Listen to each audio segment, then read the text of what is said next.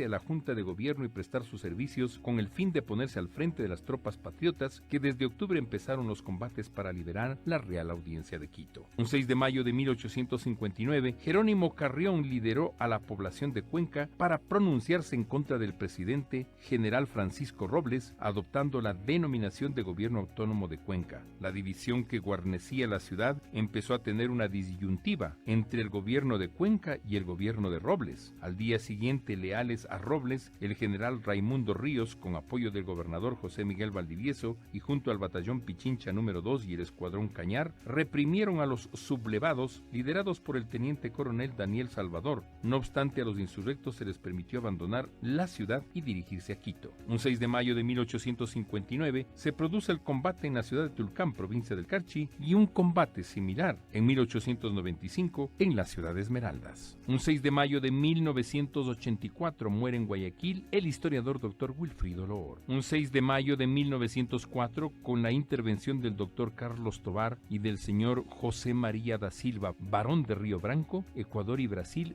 firman el Tratado Tovar-Río Branco. Mediante este tratado, nuestro país cedió al Brasil los extensos territorios correspondientes a los sectores bajos de las cuencas de los ríos Caquetá y Putumayo, y el Brasil reconoció que era una nación que tenía límites con nuestro país. Un 6 de mayo de 1927 se produce la parroquialización de Jaramijó en la provincia de Manabí. Un 6 de mayo de 1830, la Gran Colombia empieza a desintegrarse. Cada 6 de mayo recordamos que es el Día del Psicoanalista, según la Federación Psicoanalítica de América Latina, FEPAL. Esto aconteció en una fecha como hoy. Esto fue un día como hoy.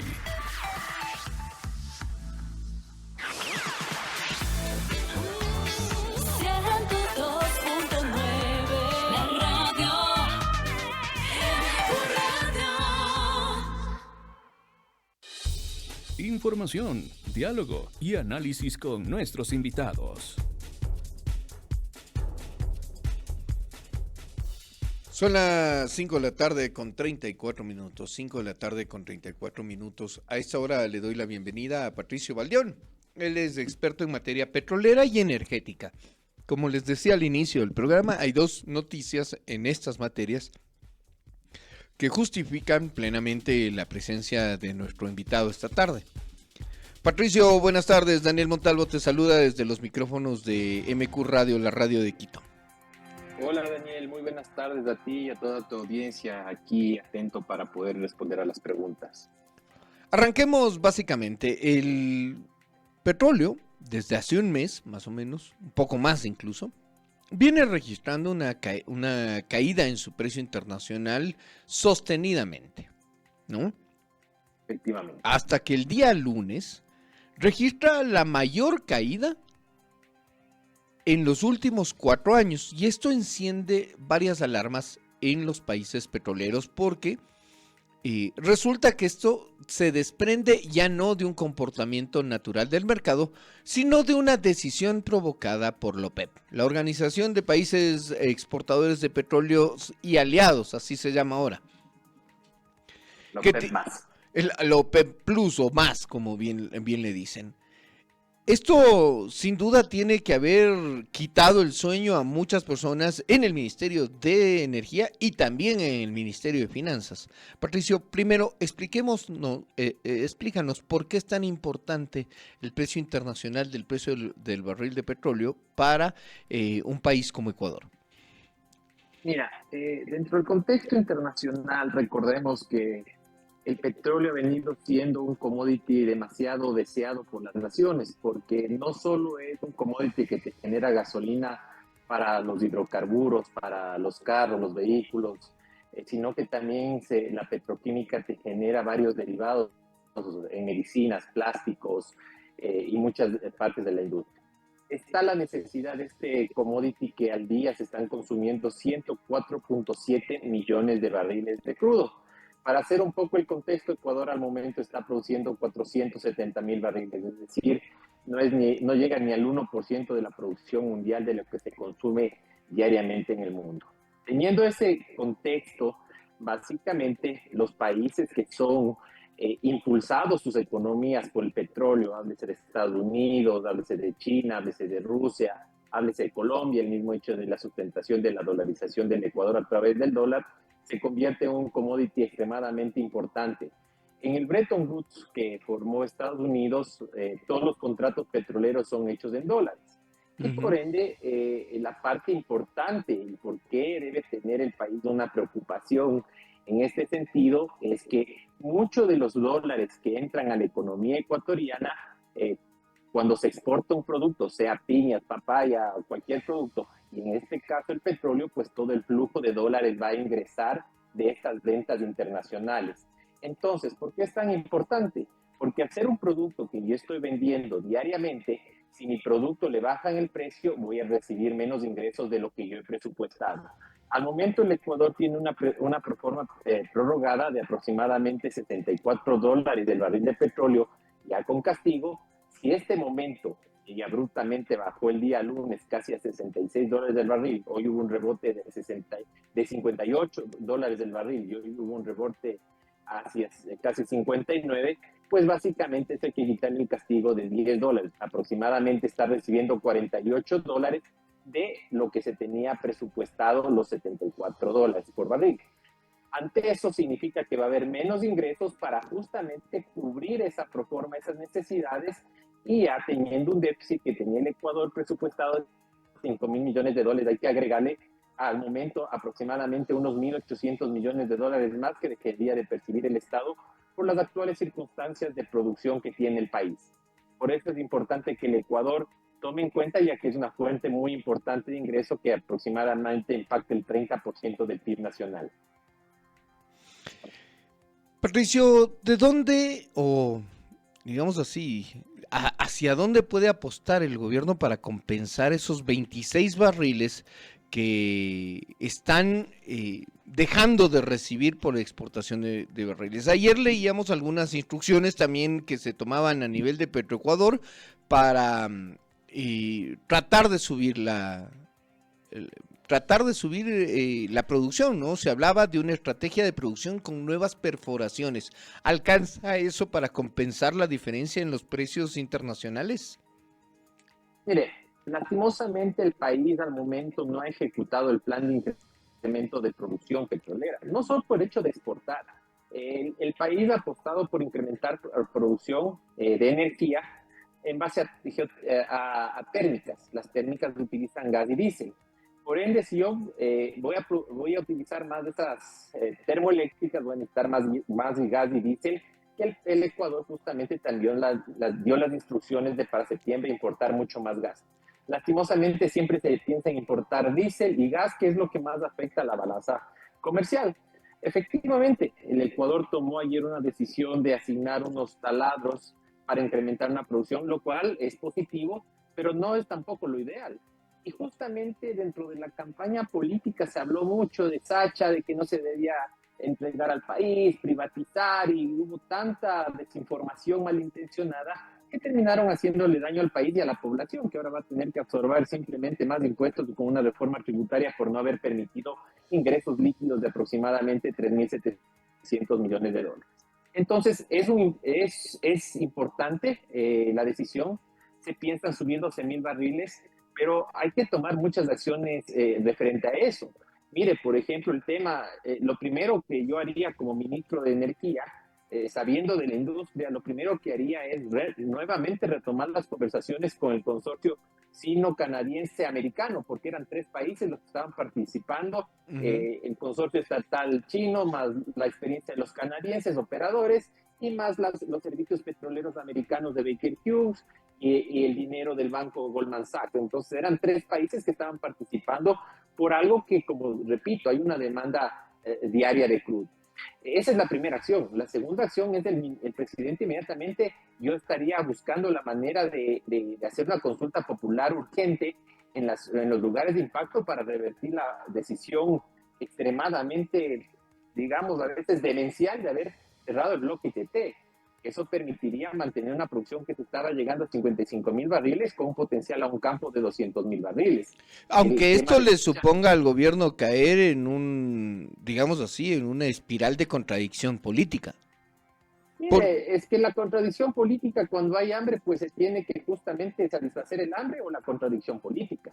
Y en este momento lo que está pasando, si no comienzo a generar energía barata, tengo que importar más y voy a tener que subir más del IVA. Así de sencillo, no hay otra manera de financiar una proforma presupuestaria totalmente desfinanciada con un déficit sumamente alto. Y tomando en cuenta hay... la oposición social, digamos así, principalmente de gremios de trabajadores y de algunas organizaciones políticas de izquierda, sobre el tema de la concesión del campo Sacha, ¿no sería momento de buscar, por ejemplo, otros horizontes, aprovechando o si se tiene algún indicio en quienes están en el medio, que deben tener quizás información más certera, respecto de los resultados de la visita en Arabia Saudita y en Emiratos Árabes Unidos, dos naciones que en materia petrolera podrían significar un aliado importante?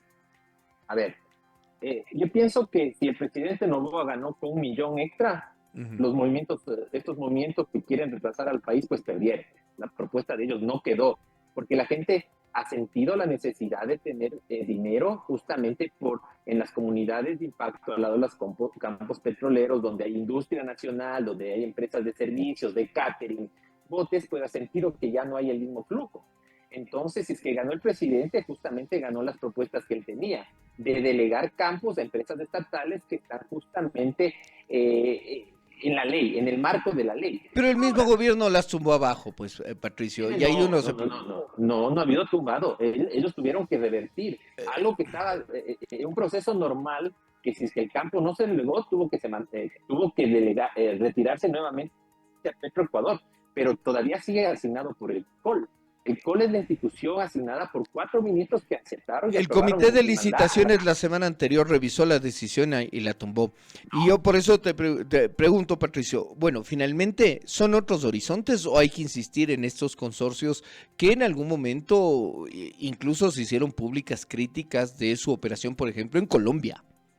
Mira, Daniel, el tema, solo volviendo un poco, si bien es cierto, se van a una empresa como ADNOC y la próxima semana se van a Aramco, entonces, ¿por qué un consorcio como Sinopec acaba de invertir $4.000 millones en Arabia Saudita? Eso pasó hace 4 días, es público y lo tengo en mi cuenta de X. ¿Cómo usted puede irse a Arabia a decir, saben qué, inviertan en mi país, Aramco, y uno de los mayores socios, que es Sinopec, que factura $480.000 millones, que está a la par de Aramco, va a tener la confianza de invertir en el Ecuador si están yendo a invertir a Arabia? Eso es público.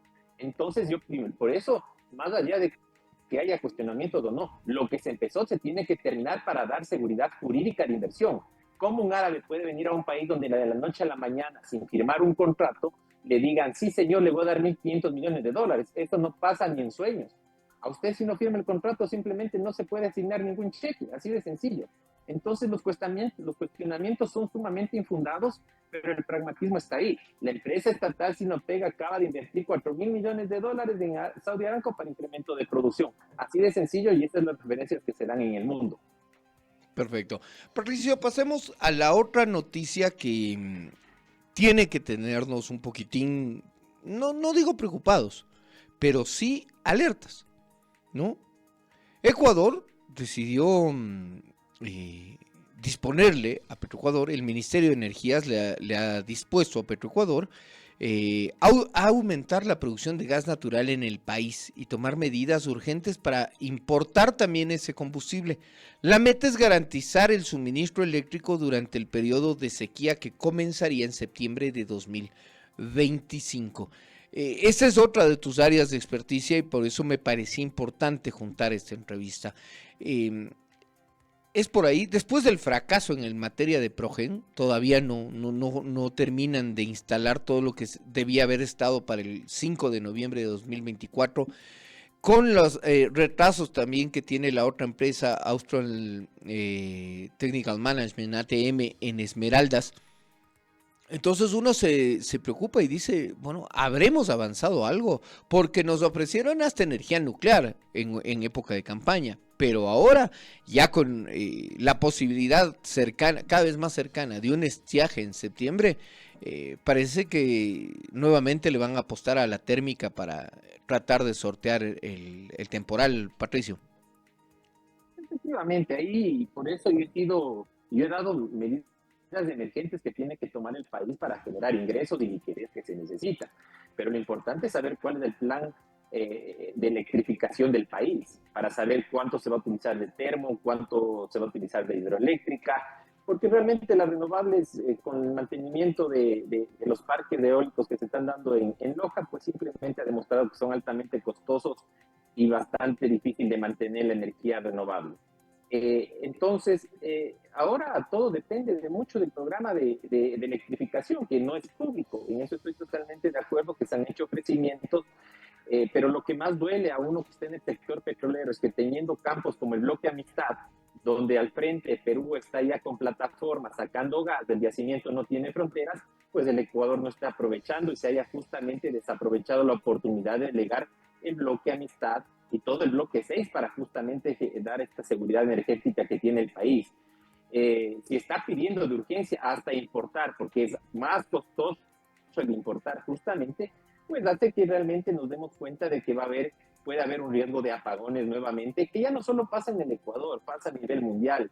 Los apagones van a ser cada vez más constantes, ya que la demanda, el incremento mundial está en promedio entre el 5 al 35% de demanda mundial por la cantidad de aparatos eléctricos, vehículos eléctricos, todo lo eléctrico, para justamente tener esa satisfacción del ser humano de estar conectado al mundo a través del Internet, de inteligencia artificial y el Big Data. Así que nosotros mismos somos los responsables de este incremento de producción. El Ecuador tiene que calcular bien la oferta y demanda para poder cumplir. Este momento yo esperaría que pongan autoridades técnicas, veamos si la ministra continúa para que realmente salga a la luz del Plan Nacional de Electrificación y se diga de qué fuente se va a mantener esto y sobre todo cumplir la demanda que viene aumentando año a año en el Ecuador y sobre todo si quiere mantener la competitividad y incrementar el PIB que está totalmente relacionado con la energía eléctrica, pues saber realmente lo que en este momento estamos conversando, porque ahorita podemos electrificar muchas cosas, pero mientras no conozcamos el plan de cómo se va a cubrir esta demanda, esta brecha de demanda, más lo que quedó pendiente de lo que se da en este viaje, pues simplemente todo será una conversación. Las posibilidades de participación en la generación por parte de la empresa privada, es decir, que la empresa con capital de riesgo entre a invertir en proyectos nuevos de generación. Finalmente, después de la segunda ley no más apagones, quedó ahí, el gobierno no ha dado señales en el sector de empezar con prospección de nuevos proyectos, Patricio. Pero, Daniel, mire, es justamente por lo que yo insisto en el tema de que tiene que terminarse el proceso de Sacha. ¿Con qué confianza un inversionista, sea para hacer minería, sea para hacer proyectos eléctricos o petroleros, puede ir a un país donde le dan 5 días para dar un cheque de $1.500 millones sin haber firmado contrato y sin cumplir un proceso? Esto se fijan los árabes porque son inversiones millonarias de empresas. Aparte que la Constitución del Ecuador no permite esa facilidad que tienen los inversionistas privados. Por eso no ha habido interés, no hay, las empresas están interesadas. El tema es que haya seguridad jurídica para que se pueda invertir en algo que el Ecuador necesita, que es energía. Entonces, mire, por ejemplo, el plan de incremento de producción que está estancado desde diciembre del 2023, aproximadamente, están 11.500 millones de dólares listos para inversión petrolera. Bloque 16, Tungayacu, Ronda Suroriente. Pero hasta ahora simplemente ha habido una rotación alta de autoridades, no ha habido estabilidad que permita justamente que empresas multinacionales, credibles, con tecnología de bajo impacto ambiental, net zero, puedan justamente poder implementar estas tecnologías para incrementar producción, porque mire que el tema del petrolero no solo se puede hablar de petróleo, está el tema de los mecheros que puede generar energía. El Ecuador quema $500 millones al año en energía, o el tema de los mecheros, o el tema de la geotermia que genera la energía, el petróleo. Entonces no se está aprovechando al máximo porque justamente esta falta de visión de largo plazo, de separar la política de la energía, como existe una empresa Ecopetrol en Colombia, o una YPF de Argentina, o una Petrobras de Brasil, que tienen horizontes de largo plazo, gerentes de 10 años, no de cada 3 meses, pues simplemente con cada gerente que quiera pasar por una institución pública va a querer refundarla y ahí terminamos en este estancamiento que hace que todos temamos apagones, que se siga cayendo la producción petrolera, que sigan bajando los ingresos y que al fin y al cabo el único afectado es la población en general, porque o se queda sin luz, se queda sin la luz para su tiendita y se le derriten los helados, el queso, y simplemente luego terminamos pagando los impuestos de las ineficiencias que tiene el Estado.